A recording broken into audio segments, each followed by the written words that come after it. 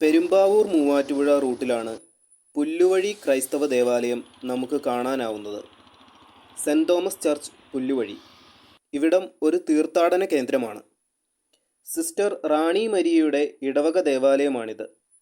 റാണി മരിയയുടെ ജന്മസ്ഥലമാണിവിടം. പള്ളിയുടെ മുന്നിലായി അന്തോനീസ് പുണ്യാളൻ്റെ ഗ്രോട്ടോ കാണാം. 1940 സ്ഥാപിച്ച കപ്പേളയാണിത്. ഇതിൻ്റെ ഏറ്റവും വലിയ പ്രത്യേകത ഗ്രോട്ടോയുടെ ഉള്ളിൽ ഒരു ചെടി വളരുന്നുണ്ട്. ചെടിയെ ഇല്ലാതാക്കാൻ വേണ്ടി പലതവണ മുറിച്ചു മാറ്റുകയും ആസിഡ് ഒഴിക്കുകയും ചെയ്തെങ്കിലും അത് നശിച്ചില്ല. പുണ്യാളൻ്റെ മുഖം മറയ്ക്കാതെയാണ് ചെടി വളർന്നു നിൽക്കുന്നത്. പുണ്യാളൻ്റെ അത്ഭുത കപ്പേള എന്നാണ് അറിയപ്പെടുന്നത്. കപ്പേളയെ പറ്റിയുള്ള വിവരണം കാണാം.